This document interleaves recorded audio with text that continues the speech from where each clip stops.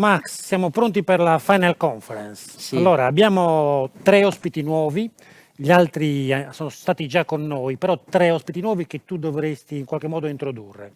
Ok, man mano che li connetti Allora, li iniziamo presento. dalla più giovane, da una donna. Vai. Maura Fancello, residente a Nuoro, quindi una concittadina che abbiamo avuto l'onore di conoscere, ma che ha un'esperienza internazionale veramente notevole. Intanto saluto Ecco Gianfranco, anche Gianfranco, benvenuto. grandissimo partner del Meet Forum, è uno dei pilastri del nostro evento. Maura, ripeto, una ragazza estremamente brillante con delle esperienze all'estero, che ha deciso anche lei di tornare nella nostra terra per valorizzare un qualcosa che è un attrattore. Guarda, io avevo pensato, Lucio, di creare un evento, addirittura un think tank ad hoc, perché valorizzare l'attrattore culturale è veramente un'impresa. Quindi lei ci sta provando ed è per questo che volevo sentire un po' come ha intenzione di fare. Intanto benvenuta Maura e complimenti. Anche tu sei Grazie Max. anziana, quanti anni hai? Anche io, un po' più anziana di Lorenzo, io ho 31 anni. Innanzitutto vi ringrazio in particolar modo Massimiliano per l'invito a questo tavolo incredibile per noi che siamo una giovane realtà. Il progetto a nome di We Are Shardana e appunto mira a raccontare e a fare dei luoghi della cultura, dell'enogastronomia e dell'artigianato del territorio del Nuorese un attrattore su cui costruire appunto una destinazione turistica. Siamo 3 giovani appunto da Nuoro e da Sassari, tutti e 3 con delle esperienze internazionali alle spalle e con la voglia di investire le nostre competenze in Sardegna, proprio per cercare di valorizzare il nostro territorio e le tante realtà d'eccellenza che lo abitano. Massimiliano ha fatto riferimento in particolar modo ai luoghi della cultura, quindi i musei, i parchi archeologici, le gallerie, i luoghi che si occupano di custodire le tradizioni e la cultura, insomma, in senso stretto del nostro territorio. Ma cultura sono anche tutte quelle botteghe artigiane dove sono custoditi gli antichi saperi, e cultura sono anche tutte quelle produzioni enogastronomiche che mantengono degli standard di eccellenza altissima e che raccontano ancora una volta le realtà del nostro territorio. Con We Are Shardana abbiamo creato un circuito capace di mettere intanto a rete. Oggi tanto si è parlato di rete e tanto si è parlato di digitalizzazione, che credo che siano 2 punti fondamentali. Sicuramente diciamo la pandemia e quest'era del Covid ha aperto sempre di più e ha sottolineato sempre di più l'importanza della collaborazione, quindi della messa a rete dei territori e della loro digitalizzazione.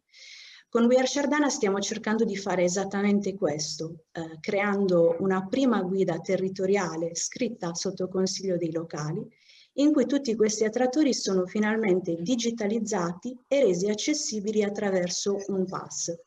Un'unica card guida che viene messa nelle mani del visitatore e gli permette di accedere a tutte le realtà, insomma, del nostro territorio con dei vantaggi, ma soprattutto con idea, perché molti di questi luoghi, sappiamo bene, non esistono digitalmente ancora. Max, posso fare una domanda? Mi sentite? Sì, Gianfranco, ti sentiamo. Ah, sì, perfetto. Faccio una domanda se Massimiliano non mi chiede l'età, però, perché sennò non visto che è condizione necessaria ma non sufficiente per andare avanti. No, volevo chiedere a Maura, della quale giuro non siamo parenti, abbiamo solo in comune il cognome, che saluto.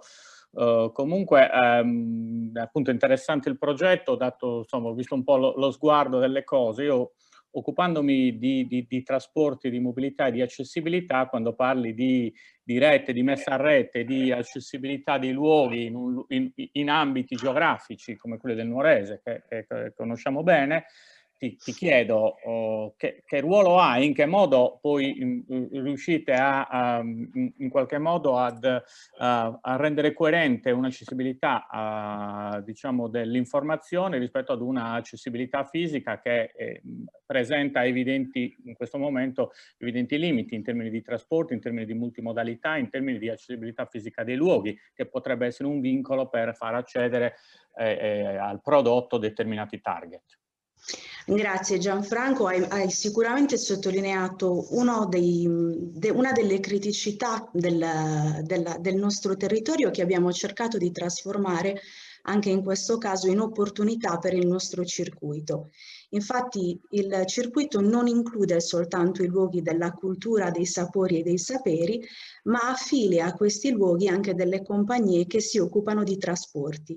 Quindi dal noleggio auto a invece quelle che sono i collegamenti fra gli aeroporti e i porti e il nostro territorio.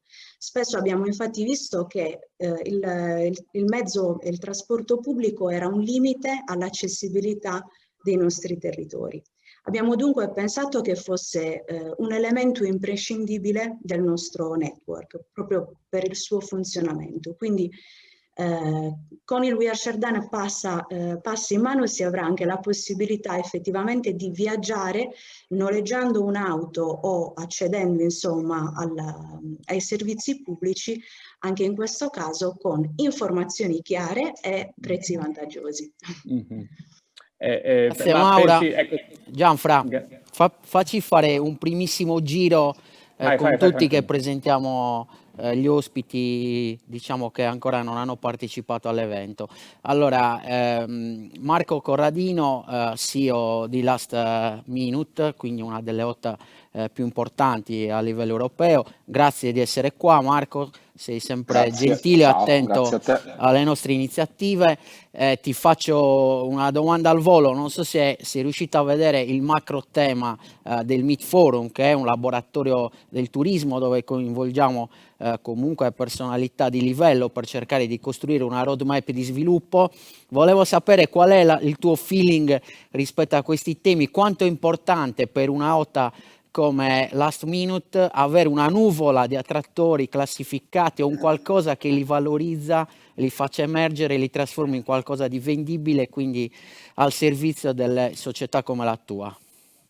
Beh, per noi è molto importante in quanto noi non abbiamo le capacità e la competenza di arrivare così, diciamo, granularmente sul territorio, nel senso che appunto la Sminute.com con tutti i vari marchi che abbiamo, noi per fare un paragone siamo un po' la grande distribuzione per il mercato, diciamo, per il mercato retail, per il mercato food. Quindi cerchiamo di fare cose grosse ad alto impatto per cercare appunto di scalare l'organizzazione il più possibile. Quindi per tutta la parte di innovazione e anche di differenziazione dell'offerta turistica, avere dei partner che garantiscono qualità e anche la quantità di prodotto, come sai, è molto importante. Questo è per quello che insomma, lavoriamo insieme con voi e anche con altri partner in questo settore. Questo sia un po' un elemento di differenziazione rispetto a un'attività che ormai, parlo ad esempio di operatori come Booking, che ormai rappresentano dei meri motori di prenotazione, può essere una chiave di volta, un fattore critico di successo, come dicono gli economisti? Allora, forse ancora un po' presto, può essere che questa crisi faccia cambiare comunque la sensibilità anche dei consumatori in questa direzione. Quello che vediamo noi è che siamo piccoli rispetto appunto a Booking e agli altri, che c'è comunque una concentrazione ancora nel mercato turistico su un'offerta abbastanza tradizionale.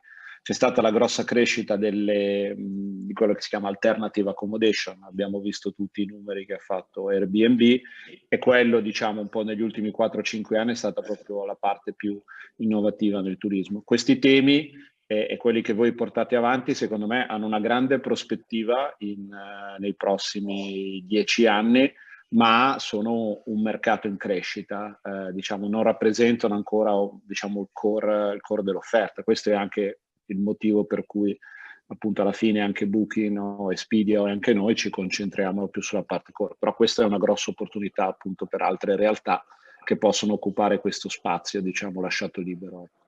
L'esempio è un po' quello che fa, guardando un po' anche quello che fa Amazon, diciamo, sui prodotti, no? Tra quello che lui fa in casa, quello che distribuisce, quello che lavora come marketplace, insomma il turismo non è tanto lontano da questo. Grazie per ora, ti abbiamo bloccato l'agenda per un'ora e cercheremo di sfruttarla tutta. Sto volentieri, grazie. Grazie. Allora, l'altra persona che non ha partecipato ad altri 3 eventi è Mauro Piccini. Ci sei, Mauro? Eccomi, mi sentite? Sì, grazie di essere qua. Possiamo dire che sei qua in una doppia veste di regional manager del progetto Welcome to Italy, ma soprattutto è anche di grande imprenditore del settore, soprattutto sulla ricettività. Abbiamo scambiato l'altro giorno 2 chiacchiere in merito a questo nuovo modello, no, che ci apprestiamo a lanciare. Se in 1 minuto, 2 minuti, visto che siamo tanti, se riesci, poi facciamo ovviamente altri giri, riesci a riassumere il contenuto e soprattutto avere un tuo autorevole parere. Guarda, quando mi è stata prospettata l'idea, io l'ho accolta subito. Primo perché mi sembrava che rispondesse con entusiasmo, che è l'aspetto fondamentale, a una esigenza di novità. L'altro aspetto, conoscendo bene il mondo agenziale anche, io so che il mondo agenziale, qui Adriano non me ne volere, il mondo agenziale è un mondo pigro, no? È un mondo che si è abituato in questi anni ad avere in qualche modo i prodotti confezionati, no? In qualche caso i prodotti erano tailor made, però comunque è un mondo che ha bisogno, per come è strutturato, di avere qualcuno che garantisca il prodotto. Nel prodotto Italia c'è sempre stata una deficienza derivante dal fatto che il prodotto per il mondo agenziale non era interessante. L'intermediazione che esprimeva non permetteva di renderlo interessante quanto il prodotto charterizzato piuttosto che pacchettizzato, piuttosto che di tour operator. Fare una scelta di questo tipo, Massimiliano, mi ha entusiasmato perché ho sempre ritenuto che fosse un grosso errore non avere nel mondo agenziale la stessa attenzione sull'Italia e su quello che l'Italia esprime che avevamo sull'estero. Oggettivamente l'agenzia di viaggi, dobbiamo essere onesti tra noi, no? È più facile vendere 10 Madagascar che vendere 10 escursioni a Bagnoregio. No? È oggettivamente più facile oggi, è più facile acquistare un pacchetto Maldive con 3 scali magari piuttosto che acquistare, non so, un'escursione per le cattedrali cistercensi d'Italia, no? Però noi ci stiamo infilando in quel pezzo di mercato che potrebbe esprimere, da cui potrebbe ripartire la rinascita del turismo. Mi spiego meglio, cioè io ho vissuto l'incoming strutturato circa 20 anni fa, era un incoming che difettava proprio di comunicazione proprio con la distribuzione. Oggi aver superato questo aspetto, grazie, io Massimiliano dico grazie a te, grazie a Portale Sardegna e alla digitalizzazione, perché oggettivamente se avessimo dovuto esprimere questo progetto 10 anni fa senza Portale Sardegna non saremmo stati in grado. Perché, ripeto, non è interessante per il mondo agenziale intraprendere un percorso che ha più costi che margini. Quindi bisogna essere molto onesti su questo. Oggi lo possiamo fare grazie al coraggio che avete avuto e al fatto che Welcome ha sposato il progetto. Quindi abbiamo già un bacino di possibili interlocutori coinvolti su questo. Io sono convinto che avrà un grande successo. Poi l'altro aspetto che è fondamentale è che il turismo, io vedo un punto di svolta oggettivo, no? Lo diciamo tutti, lo ripetiamo, le cose non possono ripartire da dove le abbiamo lasciate. Questo è evidente perché se partono da dove le abbiamo lasciate ci mettiamo 15 anni a ripartire. Quindi la prima cosa che dico è che il turismo in questa fase lo può fare chi ha il coraggio e chi ha l'entusiasmo per farlo. non lo può fare chi è stanco. Dico questo per esempio per il mondo ricettivo, no? Faccio un esempio sul mondo ricettivo e degli alberghi che conosco abbastanza, insomma. Il 50% del mondo ricettivo italiano è stanco come strutture, sono strutture che sono obbligate ad essere alberghi, ma né chi li possiede né la struttura stessa è più in grado di sostenere le sfide del turismo. Bisogna fare delle scelte. Bisogna fare in modo che le strutture che non sono più in grado di riorganizzarsi, ristrutturarsi, rintraprendere una nuova strada, proporsi sul mercato nella maniera giusta, che non rispondono più all'esigenza attuale del cliente, possano intraprendere altre strade senza essere penalizzate, anzi con un percorso premiale dal punto di vista dello Stato. Le strutture che invece valgono, che non vuol dire la categoria, non sto parlando di categoria, no? Siano premiate, siano finanziate, siano affidate a chi ha voglia di farlo. L'esempio di prima di Maura Fancello che ci raccontava cosa fanno nel Nuorese è un bel esempio, perché quell'entusiasmo lì ci vuole anche nella ricettività per poter dire accogliamo i clienti. Noi dobbiamo dirci una cosa con chiarezza, poi chiudo. Gli ultimi anni, gli ultimi 10 anni sono stati disastrosi per il turismo italiano, se non gli ultimi 20, perché c'era un patto scellerato tra gli albergatori, soprattutto leisure, e lo Stato. Io apro quando voglio e chiudo quando voglio, tu Stato non mi dai niente, io non ti do niente. Oggi dobbiamo chiedere e dobbiamo dare. Lo Stato deve chiedere agli albergatori di rimanere aperti anche in bassa stagione e gli albergatori devono chiedere allo Stato che questo sia premiato, perché questo patto scellerato non rende possibile a chi, come Maura Fancello, promuove un mondo nuovo, culturale, su una regione, su un territorio e poi avere gli alberghi chiusi. Non è accettabile. Allora dobbiamo dire che tutto il progetto deve essere stimolante per tutta la categoria. Questa è una fase dove la cosa più sbagliata è chiedere e non dare. Quindi io lo dico perché è una fase in cui dovremmo ridurre magari i posti letto, ma quelli che ci sono devono essere interessanti per il mercato, devono essere ben gestiti, devono intraprendere un percorso di rinnovamento, no? E far uscire dal mercato chi questo mestiere lo fa perché è obbligato. Interessante il tuo intervento. Sì. Parola a Lucio. Sì, no, chiamerei in causa Adriano, il mondo agenziale. Credo che il mondo agenziale in realtà sia in una fase evolutiva, non è più il mondo agenziale di 10 anni fa. Credo che ci siano grandi novità da questo punto di vista, quindi non so se vuoi accettare la provocazione costruttiva naturalmente, io però direi subito che in realtà il mondo agenziale è reattivo ed è pronto per questa nuova sfida. Sì, diciamo che è un percorso che è iniziato un po' di anni fa. Quello che noi come Welcome abbiamo cercato di condividere con tutte quante le nostre agenzie di viaggi è la necessità di essere meno offline e di essere più online. Ovviamente è un percorso che deve essere, come diceva Mauro, giustamente intrapreso tra coloro che hanno voglia, capacità e possibilità di adottare quelli che sono nuovi strumenti. Però noi abbiamo incominciato a lavorare da subito su quella che è un'attività di formazione per le agenzie, per presidiare quelli che sono le opportunità che dà l'online. Non parlo banalmente del sito internet, ma parlo di quello di dotare l'agenzia di viaggi di un'app per gestire in modo più moderno la relazione con il cliente ed essere all'interno del mobile che oggi rappresenta il canale di ricerca più utilizzato. Utilizzare modalità di comunicazione verso i propri clienti in ambito social, diciamo l'obsoleto ormai newsletter, ma sicuramente l'utilizzo di Facebook e Instagram è diventato oggi pane quotidiano per gli agenti di viaggio. Gestiamo per loro quelli che sono i palinsesti di comunicazione, realizziamo per le agenzie quelli che sono i materiali che loro possono avere a disposizione e utilizzare su quelli che sono i loro canali. Secondo me quello che oggi l'agenzia di viaggi deve fare è riuscire a valorizzare nell'online le attività di consulenza, di sicurezza e di garanzia che può dare un punto vendita fisico, ma non in competizione con online. Secondo me deve essere proprio un utilizzare quel canale dove oggi il cliente cerca informazioni, cerca supporto, guarda le recensioni, facendo capire a quel cliente che il volto umano per una certa parte di quei clienti può essere una rassicurazione e un completamento di quella che è la loro esperienza di viaggio.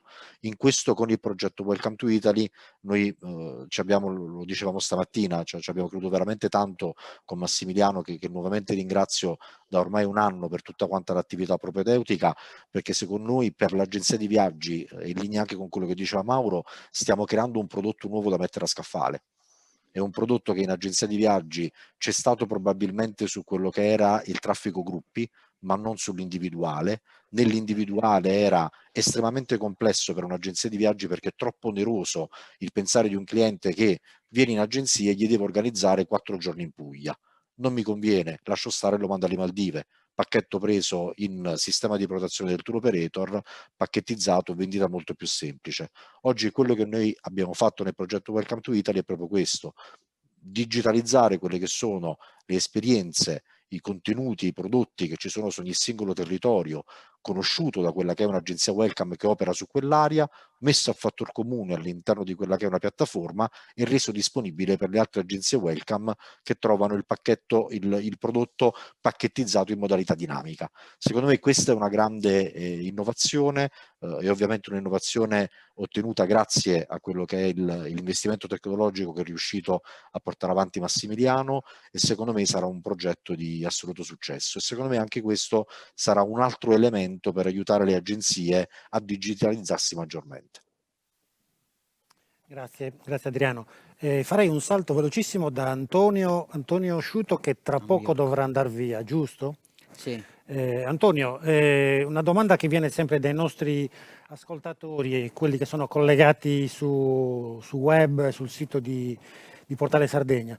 Sempre in tema di dati, uno degli elementi chiave, molto difficili veramente da identificare, è il dare delle priorità. Nel momento in cui tu hai una grande mole di dati, hai una serie di informazioni. Ovviamente queste informazioni non sempre si traducono in potenziale sviluppo di fatturato, quindi è importante riuscire ad incrociare questi dati. In termini di prioritizzazione, che tipo di consiglio puoi dare ad un operatore che deve fare delle scelte? Presentati, Antonio, perché qualcuno magari non ti conosce, magari fai una short presentation come solo tu sai fare. Piacere a tutti, sono Antonio Sciuto, sono Senior Vice President nell'ufficio di Marbella a Salesforce, sono un caro amico di tante persone, vi ringrazio tutti dell'invito, è piacere di conoscere gli altri relatori e la bellissima discussione che stavo ascoltando. Niente di che, ho lavorato tanti anni nel consumer goods, in Procter, in Nestlé, in between queste due esperienze ho lavorato in McKinsey. Detto questo, rispondo alla domanda che è molto interessante. Sai, questa è una domanda che è valida non solo nel discorso nel mondo del turismo, ma è valida un po' per tutti i business che vogliono praticamente digitalizzarsi, sfruttare al meglio la potenzialità della tecnologia. Secondo me, soprattutto per quantità di dati, per business che hanno quantità di importanti dati, pensa ai retailer, per esempio. I retailer nel largo consumo sono praticamente tra questi. Pensa alle compagnie aeree, pensa agli albergatori nel vostro caso, alle agenzie di viaggio ovviamente. Secondo me ci sono due cose fondamentali. La prima è quella che tutto deve essere guidato dalla conoscenza del cliente.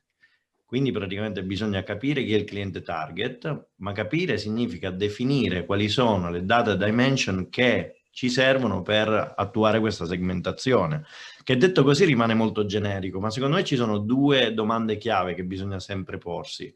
La prima è: posso acquisire a scala e ad un costo conveniente questa dimensione di dato che mi serve per definire la mia integrated view of the customer?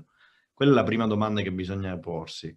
La seconda è: questa data dimension è di fondamentale importanza per creare l'esperienza, per il disegno progettuale e per eseguirla. Se la risposta è sì ad entrambe e se il costo di acquisizione di quel dato è economicamente viable, allora a quel punto si ha già una risposta importante su quello che è il data reference model, che deve definire l'integrated view of the customer, che deve definire quindi le differenti audience su cui si va a concentrare l'effort dell'azienda. Io poi non so se ci sono degli altri dettagli o se ho risposto alla domanda. Perfetto. Grazie. No, invece volevo fare le riflessioni, ascoltavo le riflessioni di Mauro, di Marco, molto molto interessanti, e francamente io non sono un operatore del turismo, però ho la fortuna di lavorare con tanti grandi player che lavorano nella filiera, no? E concordo con quello che diceva Marco, cioè alla fine negli ultimi anni non è che ci sono state delle grandi innovazioni nel mondo nel vostro settore, no? Sicuramente Airbnb, abbiamo visto l'IPO come è andata, è sicuramente il fenomeno più rilevante. E poi l'altra cosa è che ci sono stati degli operatori che secondo me hanno fatto dei passi da gigante per migliorare la qualità della customer experience. Oggi citavo Delta, citavo Marriott, per lo sforzo di personalizzazione, di comprensione dei loro clienti e quindi di rendere questa esperienza più viabile. La cosa che ascoltavo e che condivido è che alla fine se devo valutare la qualità per esempio dell'idea di Portale Sardegna e di Welcome Travel, sicuramente il contenuto è estremamente interessante. Mettere insieme le agenzie, mettere insieme i local expert, mettere insieme i punti di interesse, gli attrattori, è necessario in un mondo che digitalizzandosi ha bisogno di un content più evoluto. Cioè oggi praticamente i clienti cercano più personalizzazione, però alla fine bisogna accompagnare questo effort secondo me con due leve chiave. Uno, evolvere il business model, e alla fine lo state facendo. Due, è far sì che quindi ci siano i dati, che ci siano i contenuti e la value proposition è molto forte. Ecco, e poi questo faccia unlocking della tecnologia nel modo giusto. Secondo me con questi tre elementi può veramente essere una rivoluzione, però devono essere tutti e tre, non uno dei tre. Cioè, per essere una value proposition vincente dovete continuare a lavorare sulle cose che state lavorando, ma in generale un po' tutti i business sono questi i tre contenuti. Ad oggi senza dati è un business che non è data driven, online non esiste. Due, il contenuto della value proposition deve essere di altissimo livello e il business operating modo dell'azienda si deve evolvere per lavorare online in un certo modo, collegando lo spazio fisico e lo spazio digitale. E poi bisogna avere la giusta tecnologia.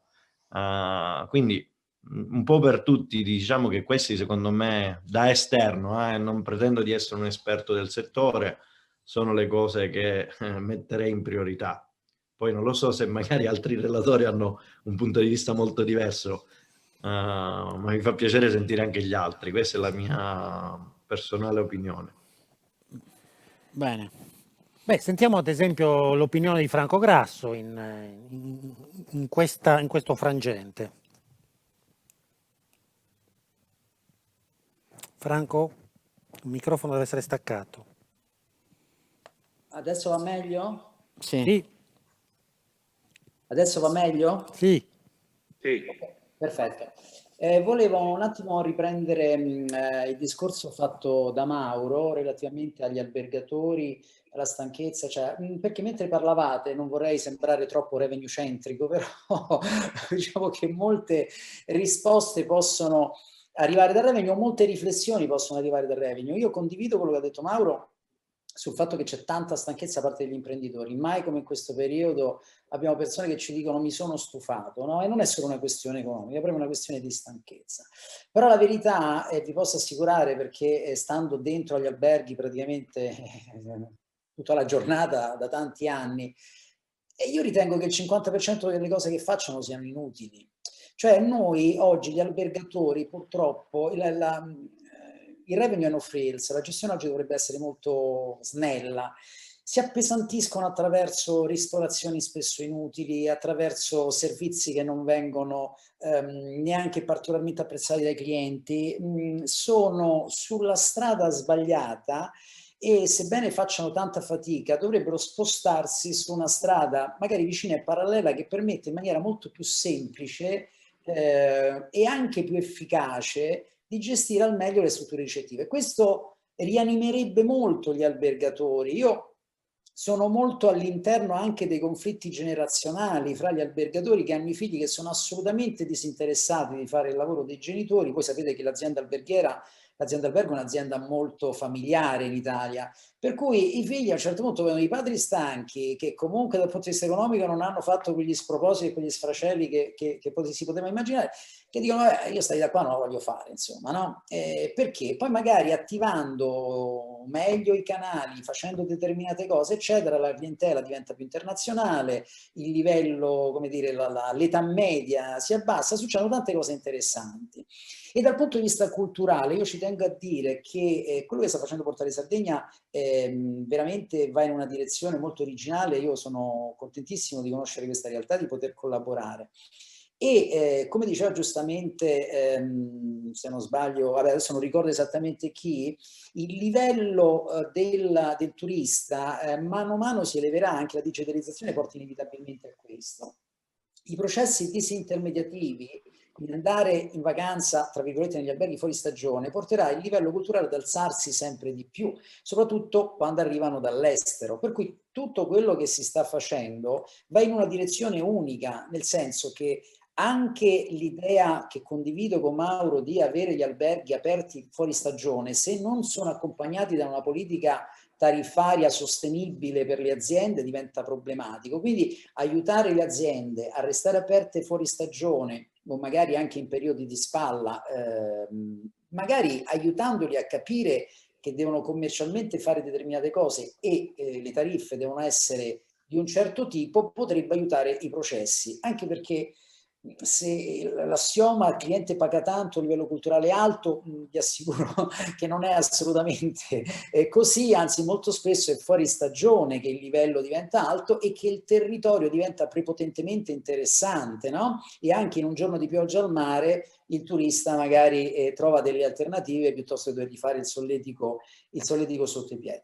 Poi sono particolarmente affascinato da tutto ciò che sta dicendo Antonio, che condivido tutto quello che sta dicendo e farò tesoro anche di alcuni consigli che sono stati particolarmente illuminanti. Sì, è assolutamente così. Rilevo che quello che sta succedendo all'interno delle aziende alberghiere è proprio questo, però il binomio, la cosa che manca in tutto questo discorso e che mi manca sempre è l'aspetto tariffario, perché poi permettetemi di dire che si parla di tutto, di prodotti, digitalizzazione, vendita e tutte le cose che sono state dette, ma la tariffa deve accompagnarsi all'azione commerciale. Non dico, non voglio dargli un'importanza estrema, ma insomma un buon 50%, cioè, e sbagliare la tariffazione significa inibire tutti quegli sforzi e tutti quei processi che sono stati fatti. Guardate che un albergo dentro al Colosseo a Roma, se oggi sbaglia la politica tariffaria e commerciale, soprattutto la politica tariffaria... Franco, scusa se mi permetto, ma infatti quando mi riferivo alla tecnologia, tu stai toccando un tema del pricing, no? Alla fine c'è l'artificial intelligence, i pricing engine e recommendation devono fare quel lavoro là. Ovviamente diciamolo, perché chi ci ci sono tante aree, no? Io oggi non ho voluto toccare nessuna in particolare, ma tu ne stai toccando una che è vitale, no? La gestione praticamente del pricing e l'ottimizzazione domanda e offerta è cruciale per il vostro settore, come per tanti altri, no? Quello è uno degli aspetti, ce n'è ovviamente tanti, però se non ci sono i dati di base... Sì, certo, questo della rilevanza del dato è importante, però noi purtroppo adesso dobbiamo fare i conti con una classe imprenditoriale che, come ci dicevano, non solo è stanca, ma spesso è anche abbastanza lontana dalla tecnologia. Purtroppo il livello medio dell'ospitalità non è molto alto dal punto di vista proprio della tecnologia e anche del pricing, e devo dire che l'extra alberghiero, e non è strano, è sicuramente più avanti dell'alberghiero, perché ci sono forze fresche, ci sono giovani, ci sono persone che si mettono in discussione, persone che vengono da altri settori e che approcciano l'ospitalità in maniera completamente nuova e diversa, ma sicuramente più funzionale e più vicina al momento storico che stiamo vivendo. Ed è per questo che si sta creando anche il contrasto alberghiero e extraalberghiero, perché gli albergatori vedono sottrarsi quote di mercato, ma in realtà nessuno sta sottraendo niente a nessuno perché ce ne sarebbe per tutti, proprio perché loro hanno un passo diverso dal punto di vista tecnologico e anche del pricing. L'altro aspetto che volevo dire, che ci tengo tantissimo, è il connubio, perché è stato detto, fra il tour operating, il mondo agenziale e il revenue, una coesistenza possibile, auspicabile. Portale Sardegna sta facendo, come dire, qualcosa di nuovo in questo senso, no? Nel senso che fino adesso le azioni online, come dire, del revenue, la tarifazione dinamica, quasi si scontrava nella testa delle persone con il tuo avere o uno o l'altro. In realtà non è così, ci può e ci deve essere coesistenza. E l'ultimissima cosa per far capire come stiamo messi dal punto di vista turistico, e forse tu Antonio ci potresti dare una mano, Booking.com, che forse probabilmente è veramente la quintessenza del non aver capito assolutamente il mondo dell'ospitalità, del pricing, rappresenta oggi il principale motore, il principale braccio armato del turismo italiano e internazionale. Quindi siamo in ritardo tantissimo su quello che invece dovrebbe essere il turismo, perché se pensiamo che Booking rappresenta la massima espressione di maggior successo, significa che abbiamo perso tanto tempo e che soprattutto le cose si sono un po' fermate. E qui anche quello che tu auspicavi delle relazioni tra imprese, soprattutto con le start-up, Lorenzo è stato molto illuminante in questo, sicuramente potrebbe aiutare i processi di svecchiamento e di tecnologicizzazione. Allora, grazie Franco, raccomando interventi un pochettino più concisi perché siamo tanti e non vogliamo perderci assolutamente nessun relatore. Gianfranco adesso? Sì, una domanda per... Vai. Va bene, passiamo da Gianfranco. Dai, Gianfranco Fancello, professor Fancello, buongiorno. Buongiorno. No, diciamo un po' volevo appunto fare una domanda a Lorenzo Lagori, mi sembra, sì, di EasyJet. Esatto. Sì, io tra l'altro stamattina purtroppo non sono riuscito ad assistere all'intervento perché ero su un'altra tavola rotonda dove si parlava tra l'altro di trasporto aereo e gli scenari che il rappresentante di Assia Aeroporti dava diciamo nel brevissimo periodo erano particolari, nel medio invece iniziamo a dare delle prospettive, quindi magari le chiedo qualcosa sulla quale ho già parlato stamattina, allora mi scuso in anticipo, ma il tema è questo, che abbiamo trattato anche ieri in un altro seminario. La tariffa è stata su certi vettori uno dei tariffa aerea parlo naturalmente, uno delle leve rispetto alla quale diciamo si agita in maniera forte per la promozione della destinazione. Ora diciamo, siamo ancora all'interno di un periodo di crisi rilevante dove anche in prospettiva si prevede di perdere diciamo alcuni segmenti di mercato o di ridurre alcuni segmenti di mercato come per esempio quelli dell'utenza business che comunque supportavano magari altri tipi di utenza come quella turistica nel diciamo, soddisfacimento dei costi. Allora la domanda è, dal suo punto di vista, diciamo sul breve e medio periodo, cosa prevede in termini di riassetti? Il secondo invece è più di prospettiva. Maura parlava prima di relazioni interessanti tra operatori del trasporto, lì in ambito locale, e soggetti che promuovono il territorio. Volevo capire se diciamo da questo momento di crisi vede qualche modello innovativo rispetto a quelli tradizionalmente usati da voi in periodo pre-Covid di relazioni con i territori sui quali andrete, cioè se pensate a stringere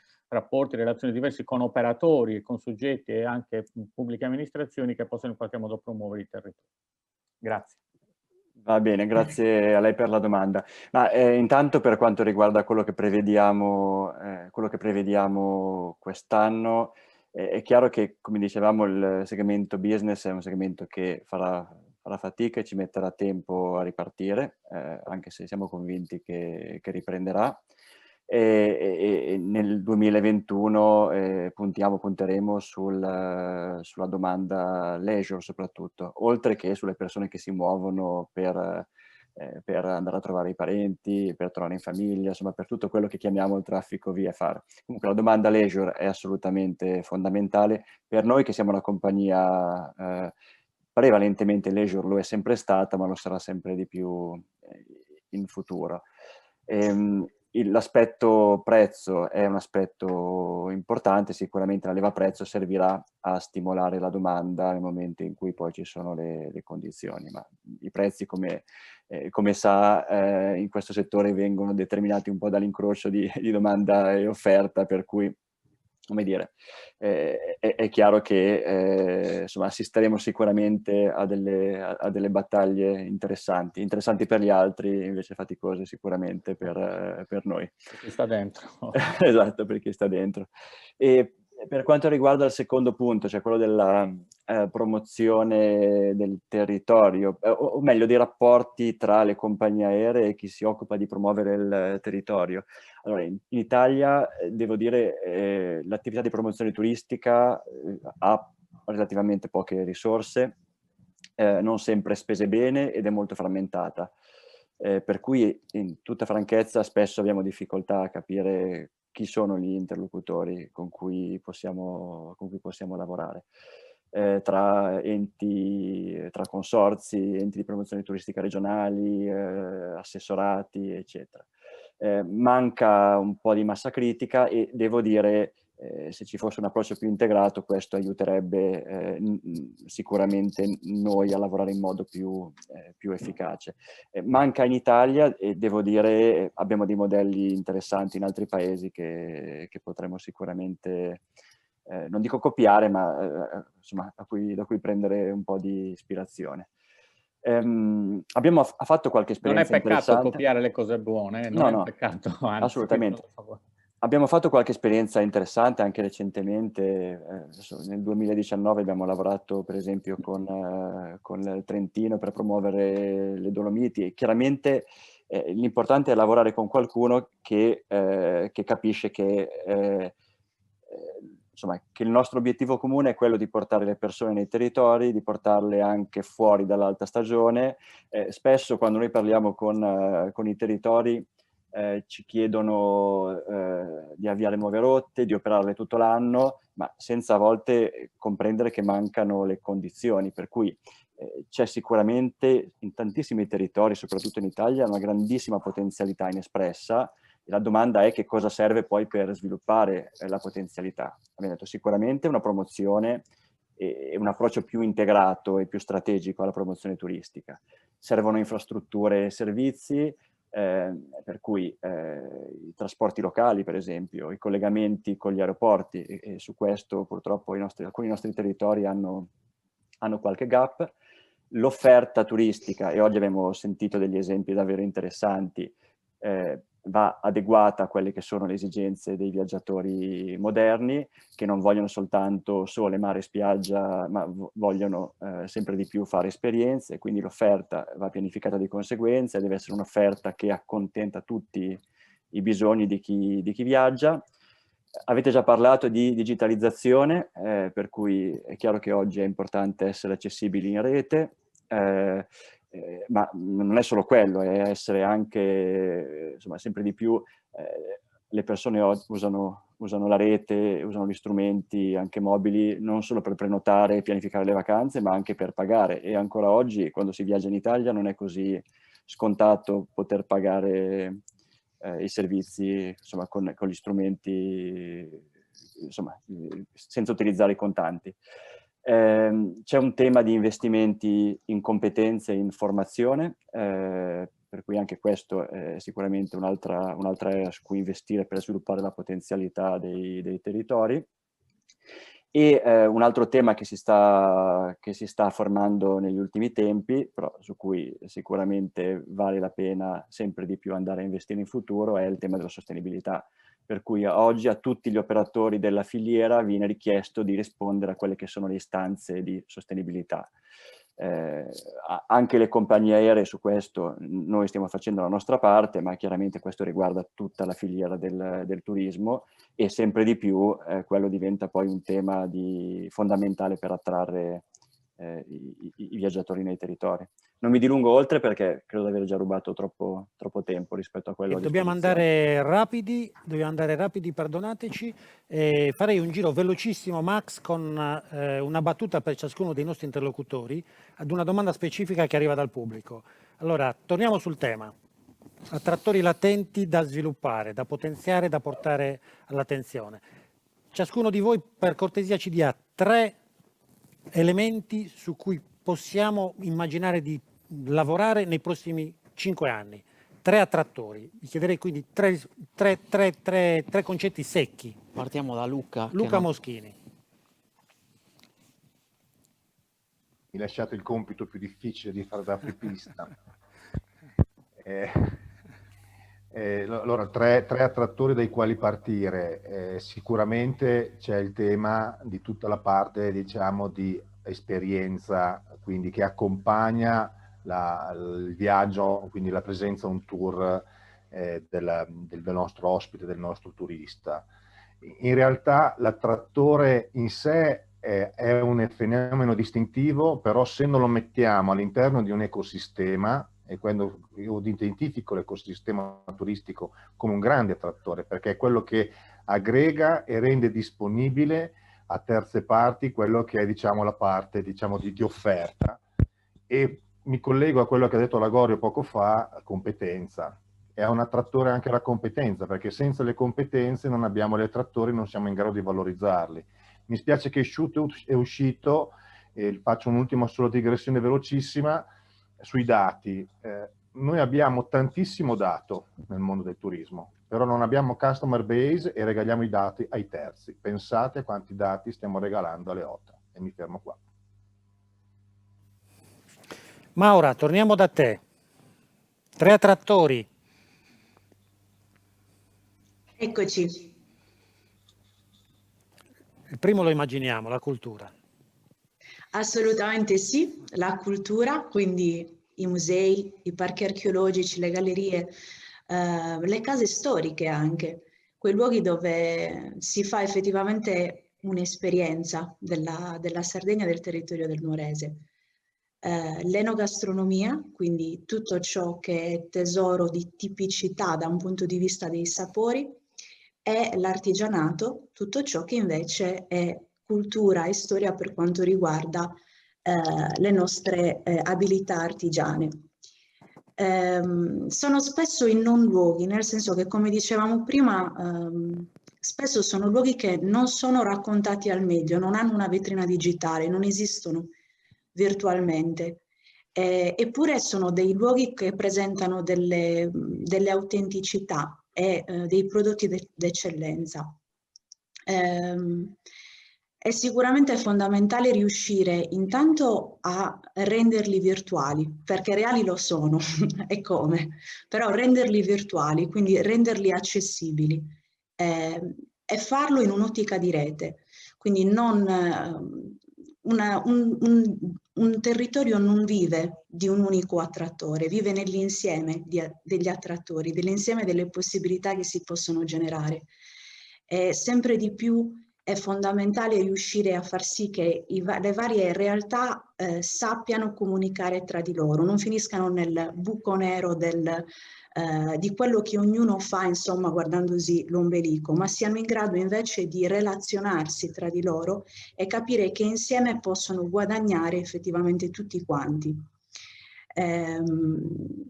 Questa è, insomma, fondamentalmente la nostra vision, che è quella del 1 + 1 = 3, cioè riuscire a creare una rete e un progetto che possa essere veramente di marketing territoriale nel mettere insieme realtà così diverse eppure così complementari nel corrispondere all'identità di quel territorio. Quindi sì, queste sono le leve. Grazie Maura. Marco, last minute. Allora, Allora, io sono sintetico, io penso sull'attrazione paese, quindi vedo un po' più larga. Io direi il lavoro grosso che deve fare il paese è sull'infrastruttura, diciamo, tecnologica, perché comunque questa è una ricaduta sul turismo che sarà sempre più importante. L'infrastruttura logistica, perché comunque l'Italia è un paese che è ancora complicato da girare, soprattutto per gli stranieri, e soprattutto arrivare in Sardegna è complicato e lo sarà sempre di più negli anni a venire, perché con la crisi delle compagnie aeree io temo che ci saranno grossi problemi nei prossimi 2 o 3 anni, insomma, spero di sbagliarmi. Il terzo tema del nostro paese è che non è un paese percepito in modo sicuro e semplice. Il nostro è un paese ancora oscuro e complesso, ci portiamo dietro una tradizione di una reputazione non positiva ancora, e quindi quando parliamo di mass market, spiegargli di un bellissimo parco archeologico in Sardegna è difficile, ma credo il primo passo è spiegargli che la Sardegna è in Italia, che è un'isola e che ha delle spiagge tipo quelle che si possono trovare alle Maldive, probabilmente più belle. La geografia di base. Questo è ancora un grosso problema che abbiamo e non riusciamo a comunicarlo, e negli ultimi 20 anni è stato buttato via la riforma costituzionale, il federalismo, le regioni, è stato un disastro, perché quando andiamo alle fiere del turismo continuiamo a pubblicizzare la Basilicata, in cui già i nostri studenti delle elementari hanno difficoltà a posizionarla su una carta geografica. È difficile che un tedesco sappia la Basilicata, quindi andiamo a vendere le specialità della Basilicata quando forse basterebbe spiegare a un tedesco che può venire in Italia, può sciare, andare al mare, mangiare bene, divertirsi, ed è un paese sicuro, diciamo civilizzato e quant'altro. Quindi credo se si lavorasse semplicemente su queste 3 cose, che non sono banali, però voglio dire, adesso arrivano un sacco di soldi, sembra, poi speriamo che siano i soliti, questa volta siano soldi veri o non i soliti titoli dei giornali per tranquillizzare, diciamo, i mercati, che comunque servono. Però se arrivano soldi veri, magari lavorando su 3 cose in modo molto semplice, la tecnologia, la logistica e, diciamo, la sicurezza del paese, la semplificazione del nostro paese, penso che questo paese possa avere un futuro turisticamente, possa tornare quello che era 20-25 anni fa, perché questo dobbiamo saperlo tutti. Cioè, l'Italia negli ultimi 25 anni ha perso posizioni nel mondo nel turismo. Noi abbiamo una massa, c'è metà del mondo che è entrata nel turismo di massa, la Cina, l'Asia, e questi non vengono qua, non sanno neanche dove siamo. Cioè, spiegare la Cappella Sistina a un cinese, io vi invito ad andarlo a fare. Non sa posizionare Roma su una carta geografica, come giustamente mia figlia che fa la quinta superiore non sa posizionare Xi'an su una carta geografica, che però era l'ex capitale della Cina ed è un paese straordinario, vai dai cinesi, ti raccontano l'esercito di terracotta, l'impero millenario e quant'altro, però noi pretendiamo che loro sappiano dove è Roma, ma noi pensiamo di andare avanti nel mondo e non sapere cosa sia. Questo credo siano grossi problemi di base che dobbiamo affrontare prima o poi, ecco. Marco, è riconducibile, intervengo un secondo a quello che dice, è riconducibile tutto questo all'eccessiva frammentazione del marketing, quindi all'assenza di economie di scala in tutta la filiera del marketing e distribution, e ci aggiungo anche la tecnologia. Cioè, se vogliamo raggiungere questi mercati non è indispensabile fare massa critica e creare le condizioni affinché non ci sia questa Sono dispersione. d'accordo, però sì, hai ragione, però io sono terrorizzato da sta cosa, non come... Qua parlo da cittadino, non parlo da operatore, perché poi io onestamente come operatore, per me vendere l'Italia o vendere la Spagna non cambia niente, io vendo quello che la gente vuole, quindi oggettivamente non ho nessuna...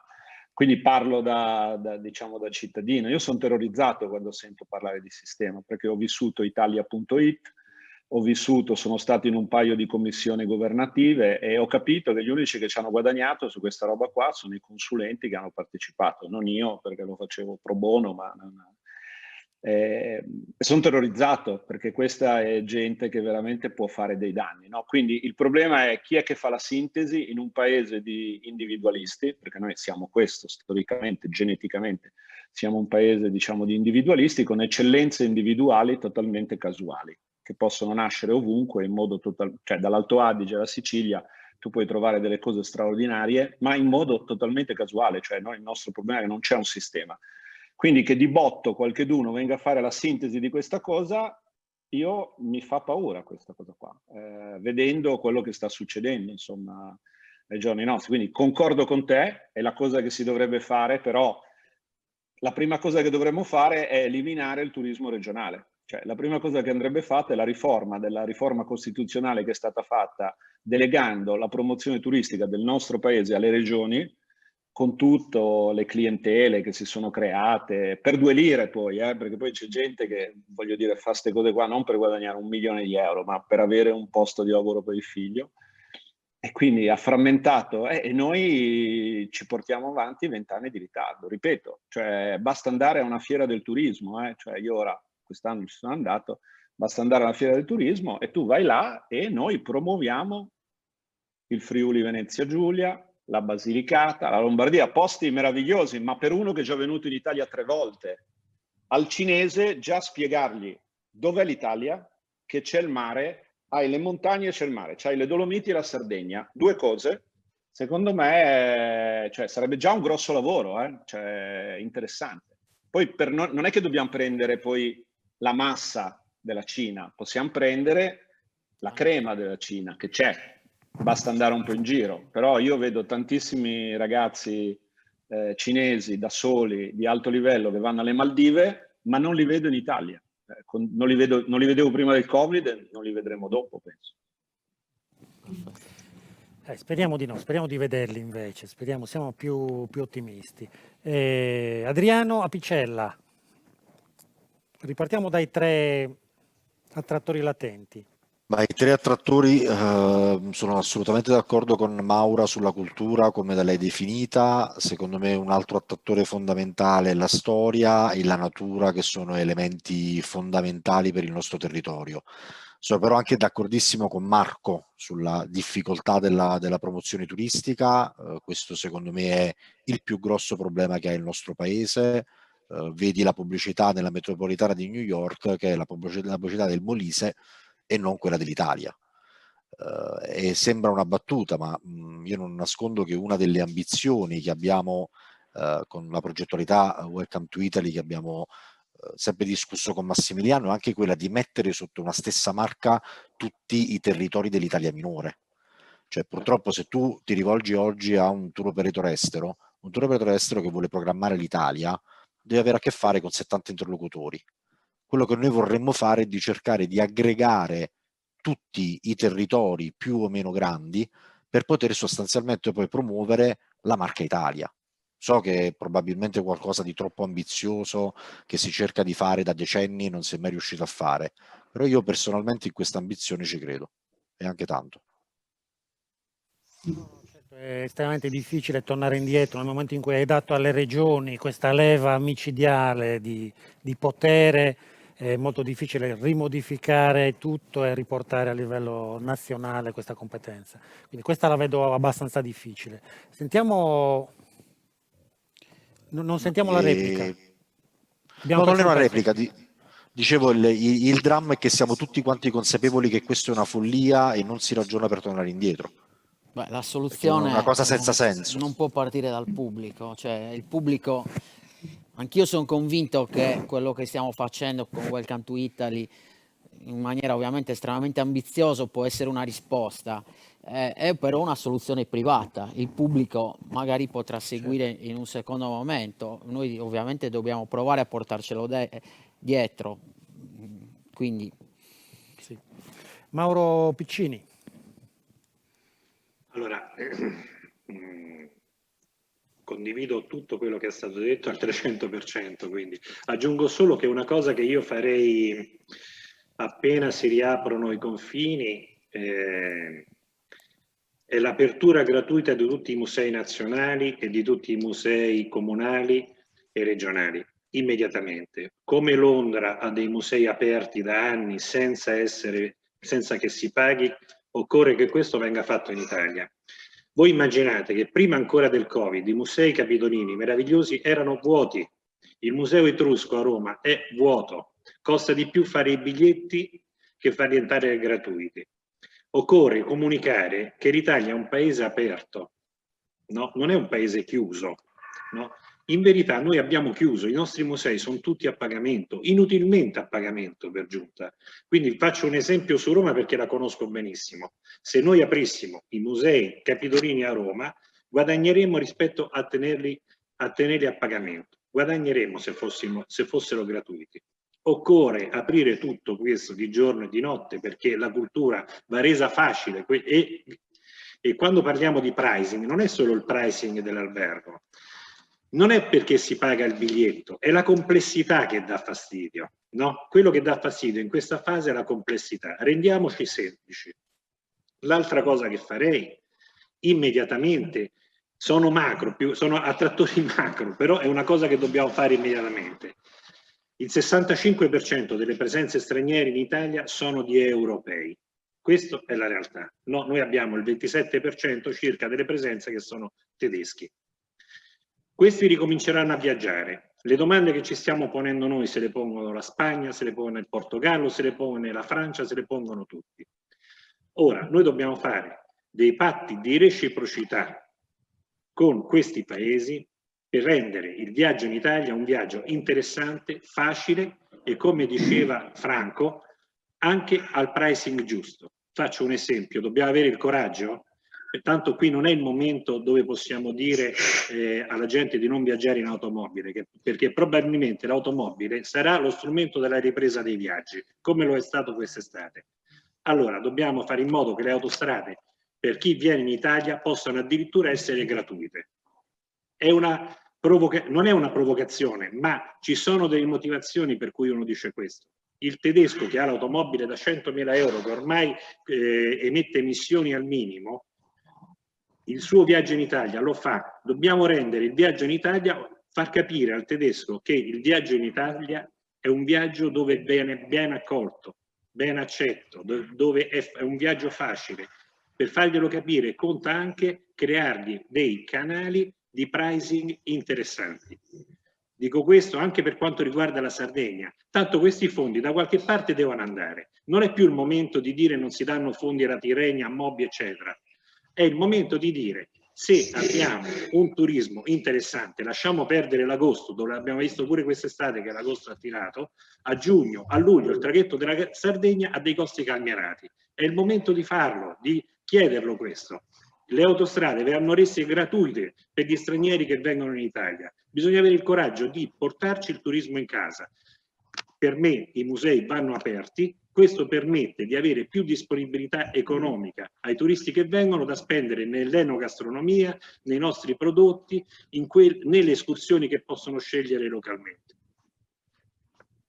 Grazie Mauro. Abbiamo da sentire ancora Franco. Franco, sui 3 attrattori. Velocemente, promozione turistica, permettetemi di dire che c'è un peccato originale. Noi consideriamo la stessa stregua il turismo internazionale e il turismo nazionale. Sono assolutamente d'accordo con Marco relativamente al turismo internazionale. Ovviamente si ribaltano le cose se parliamo del turismo nazionale. Non possiamo trattare i due turismi allo stesso modo.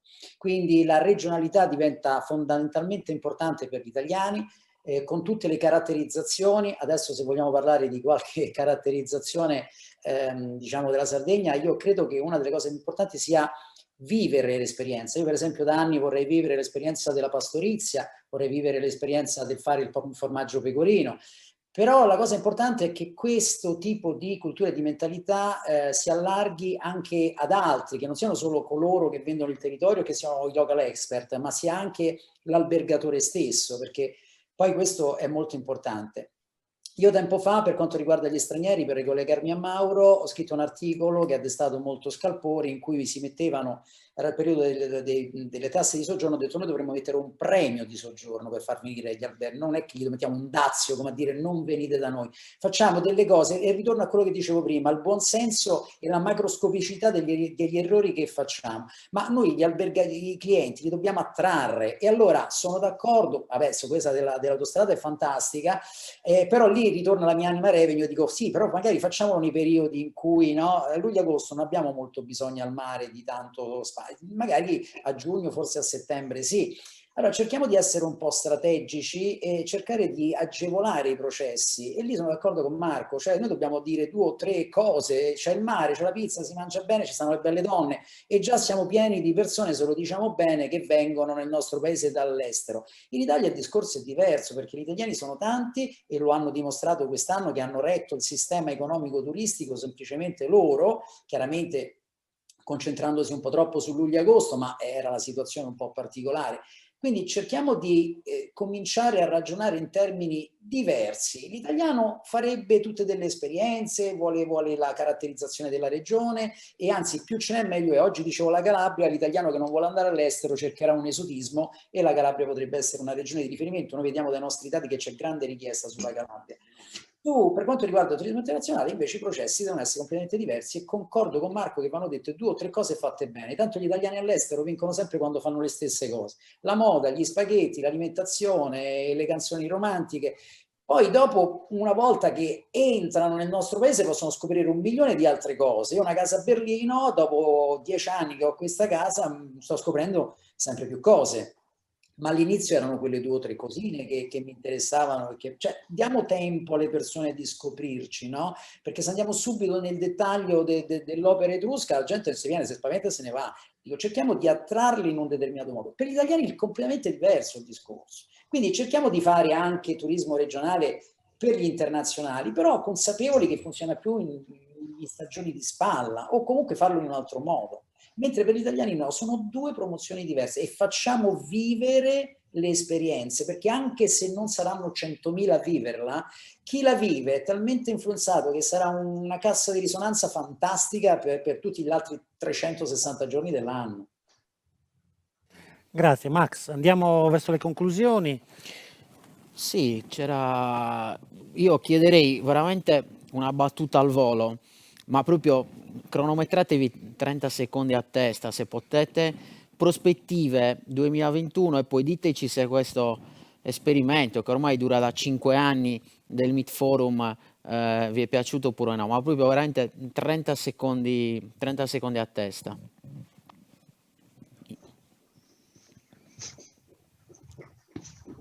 Inizia. Luca, inizi tu? Inizio io allora, sì. Allora, io non ho partecipato agli altri Meet Forum, ma questo mi è piaciuto molto. Soprattutto questo panel conclusivo è stato molto istruttivo e molto divertente, devo dire la verità. 2021 è un anno molto, molto, molto complicato, però siamo molto attenti anche a lavorare su quello che sarà una prospettiva di medio-lungo periodo, per cui testa bassa, senza farsi scoraggiare, e avanti tutta, perché comunque il mercato riprenderà. Grazie. Adriano. Max, tantissimi complimenti per l'iniziativa, veramente bellissimo evento. Sul 2021 c'è sicuramente tanta incertezza, io vedo la luce intorno al tunnel, secondo me ci sarà una ripartenza entro la primavera. Non ti so dire rispetto al 2019 quello che potrà essere il volume d'affari prodotto nel 2021, però sono abbastanza positivo, quindi secondo me ci sarà una ripartenza anche in tempi abbastanza brevi. Bene. Franco? L'esperienza del Meet Forum è un'esperienza molto molto positiva, e sono impressionato sia dall'organizzazione digitale molto più complessa che dallo spessore dei relatori e tanti spunti interessanti di riflessione. Per quanto riguarda il 2021, sarà molto importante in questo periodo da tenere i nervi saldi per non rovinarsi la stagione. Da febbraio ci sarà un isterismo totale sulla montagna, da marzo-aprile sulle città, e da maggio-giugno sul mare. Quindi sarà un anno importante e molto positivo, però cerchiamo di esserlo anche noi, altrimenti la negatività porta ad azioni negative che poi inibiranno i percorsi che potrebbero essere semplicemente naturali. Aspettative autorealizzanti, come dicono gli economisti, giusto? Quindi cerchiamo di essere positivi. Marco? Ma allora, sul 2021 oggettivamente essere più negativi del 2020 è difficile, quindi sono positivo per forza dicendo che per noi la variabile sono le compagnie aeree, quindi nel momento in cui si sistemano le cose con le compagnie aeree, il 2021 potrebbe essere un anno positivo, però fino a marzo questa cosa non lo sapevo perché come sappiamo adesso tutta l'estate sono quelli che noi chiamiamo internamente fantavoli, quindi bisogna vedere come a marzo si saprà qualcosa di più. Sul forum, per quello che ho potuto vedere io, vi faccio i complimenti e il mio consiglio è quello sempre che do, è di essere, secondo me questo è soprattutto un evento così largo, più sei verticale, più poni un problema molto chiaro, molto piccolo, più diventa efficace, mentre invece quando allarghi moltissimo capisco che così puoi aggregare persone e interessi diversi, però poi diventa anche meno consistente. Quindi il consiglio mio è sempre il consiglio che do anche internamente in azienda di essere molto più verticali, cercare di risolvere un piccolo problema, però risolverlo. Certo. Grazie. Lorenzo, ti hanno chiamato in causa, EasyJet. Per me, tanto questo è il primo Meet Forum, spero che non sia l'ultimo e ti ringrazio per l'invito. E sul 2021 speriamo, per noi è l'anno della ripartenza e speriamo non solo con i voli fantasma, che ho scoperto adesso questa definizione, no, ma sul serio sono sicuro che sarà un anno molto interessante per noi. È l'anno della ripartenza, sicuramente non avremo superato la crisi, ma sarà l'inizio. Quindi niente fantavoli. Niente fantavoli. Perfetto. Grazie Lorenzo, grazie. Maura, al volissimo. Io voglio lasciarvi con una parola in cinese, invece, visto che si è fatto riferimento anche alla Cina in questo incontro. La parola è weiji e significa crisi. Questa parola si compone di due caratteri. Il primo significa pericolo, il secondo significa opportunità. Facciamo in modo che la crisi sia un modo per ripensare, aiutarci a rimescolare le carte in tavola ed attivare invece nuovi processi virtuosi. E proprio insomma con questa considerazione vi ringrazio perché sicuramente il Meet Forum è un format che va in questa direzione, quindi ringrazio Portale Sardegna, ringrazio Sardegna 2050 e tutti i relatori per questo incontro virtuale assolutamente positivo, insomma. Abbiamo Luca. da chiedere. Luca l'abbiamo già interpellato. Luca l'abbiamo già interpellato, sì. Ah, Ci restano i nostri due professori. Antonio Cominciamo e da Antonio Gianfranco. Usai. Bene, che dirvi? Esperienza esaltante. Veniamo da varie edizioni, secondo me cresciamo tutti gli anni. Condivido quell'idea di confrontarci su temi per trovare delle soluzioni. Credo che oggi l'abbiamo fatto. Si è disegnato un modello, abbiamo messo insieme degli operatori che rappresentano tutta la filiera turistica. Credo che non manchi nessuno all'appello perché direttamente tra i relatori, indirettamente tra le persone che contribuiscono a creare questo format, la filiera era totalmente rappresentata. Credo che abbiamo dato un segnale importante. L'innovazione si può fare, è alla portata di tutti, ci vuole coraggio, tanta buona volontà, ma soprattutto quella competenza che i nostri relatori hanno dimostrato. Quindi in bocca al lupo a tutti, sono convinto che il 21, partendo da queste basi, non potrà che andare bene. Okay, mi scuso con un relatore che è Mauro, che ci deve finire il suo intervento. Scusate, allora è tardi, abbiamo fatto una piccolissima gaffe, perdonaci Mauro. No, assolutamente. No, tanti. ovviamente per me è positivo assolutamente questo incontro e questa iniziativa. Io il primo segno di positività che ho visto l'ultimo periodo è il fatto che i soggetti del settore stanno collaborando tra loro, stanno parlando, tutti hanno abbassato, come si dice, le penne, tra virgolette, e cominciano a capire che si può dialogare di grandi e piccoli progetti con chi in questo mondo del turismo ha voglia di ricominciare. Questo qui ne è un esempio, Portale Sardegna è stata una bellissima scoperta. Grazie Mauro, grazie. Gianfranco? Emiliano, sì, grazie. 2 secondi per dire che appunto anch'io ho partecipato a tutti i Meet Forum naturalmente, uno più bello dell'altro, anche questo in modalità virtuale ha dato tantissimi spunti. In quell'impresenza siamo riusciti in passato a fare anche delle tematiche un po' più verticali rispetto a questa che è stata un po' più orizzontale, quindi il suggerimento che dava Marco è comunque da cogliere in ogni caso.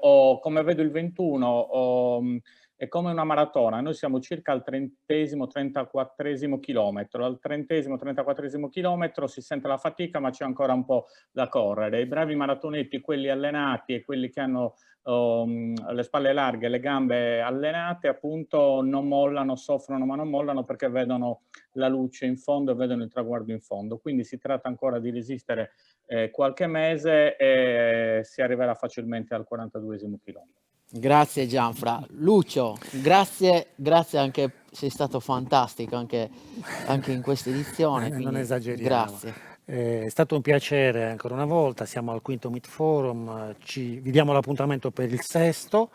Il motto è sempre quello: dobbiamo portare delle idee, le dobbiamo condividere, le dobbiamo sviluppare, dobbiamo ragionarci insieme e speriamo di aver lasciato qualcosa, insomma, qualche riflessione per il futuro e avere anche questa volta seminato qualche seme. Speriamo di avere la prossima edizione qualche nuova startup che magari oggi ha trovato degli spunti.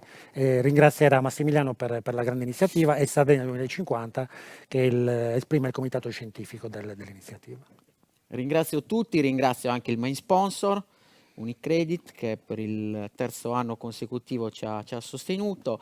Ringrazio di cuore tutti i partecipanti che hanno partecipato ai seminari, tutti coloro che hanno assistito ai nostri eventi e a questo punto ci vediamo l'anno prossimo.